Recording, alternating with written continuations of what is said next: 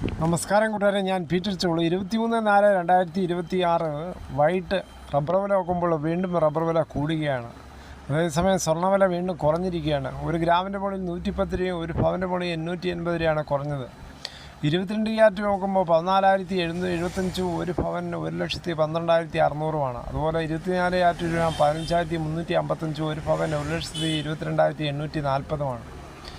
അതുപോലെ 18 ക്യാരറ്റ് ഒരു ഗ്രാം 11,516, ഒരു പവൻ 92,128. ഇതാണ് വൈകിട്ടത്തെ സ്വർണ്ണവില. സ്വർണ്ണം വാങ്ങിക്കാൻ പോകുമ്പോൾ സ്വർണ്ണത്തിൻ്റെ പരിസ്ഥിതി ഉറപ്പാക്കി വാങ്ങിക്കാൻ ശ്രമിക്കുക.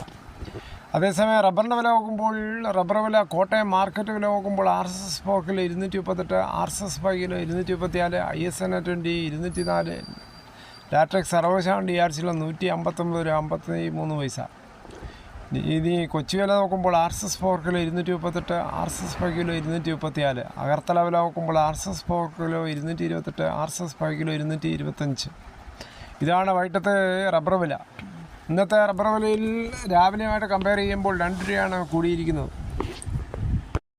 അനുദിനം കുറഞ്ഞുകൊണ്ടിരിക്കുകയാണ്. ഫെഡറൽ റിസർവിൻ്റെ പലിശ നിരക്ക് ഉയരാനുള്ള സാധ്യതകൾ മുൻനിർത്തി ആളുകൾ സ്വർണത്തിൻ്റെ നിക്ഷേപം നടത്താൻ വളരെയേറെ മടിക്കുന്നതാണ് ഇപ്പോഴുള്ള സ്വർണ്ണവില ഇടിവ് കാരണം. ആഗോള വിപണിയുടെ ചൂട് പിടിച്ചാണ് ഇന്ത്യയിലും സ്വർണ്ണവില ഇടിഞ്ഞത്. കോൺഗ്രസിനെതിരെ മുസ്ലിം ലീഗ് ആരാകണം മുഖ്യമന്ത്രി എന്ന കാര്യത്തിൽ ലീഗിനും ചില അഭിപ്രായങ്ങളുണ്ട്.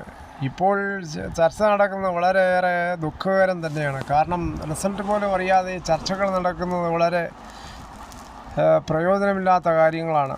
എന്നാൽ ഘടകകക്ഷികൾ പോലും അംഗീകരിക്കുന്ന ഒരു നേതാവായിരിക്കുകയാണ് രമേശ് ചെന്നിത്തല. മുതിർന്ന നേതാവും മുൻ MPയും മുൻ പ്രതിപക്ഷ നേതാവും കൂടാതെ ആഭ്യന്തരമന്ത്രിയാകിയായിരുന്ന പ്രതിപക്ഷ നേതാവിന് നീണ്ട പരിചയമുണ്ട്. എല്ലാ സമുദായങ്ങളും അംഗീകരിക്കുന്ന ഒരു പേഴ്സണാലിറ്റി തന്നെയാണ് രമേശ് ചെന്നിത്തലയുടേത്. യുവജന പ്രസ്ഥാനങ്ങളും വരെ അംഗീകരിക്കുകയാണ് രമേശ് ചെന്നിത്തല മുഖ്യമന്ത്രിയാവണമെന്ന്. എന്തായാലും മെയ് 4 വരെ നമുക്ക് കാത്തിരിക്കാം. 12 മണിയാകുമ്പോൾ റിസൾട്ടെല്ലാം ഔട്ടാവും, അന്നേരം അറിയാം. അതേസമയം LDFന് ഭൂരിപക്ഷം കിട്ടുകയാണെങ്കിൽ ഒറ്റ മുഖ്യമന്ത്രി പേരെയുള്ള പിണറായി വിജയൻ തന്നെ.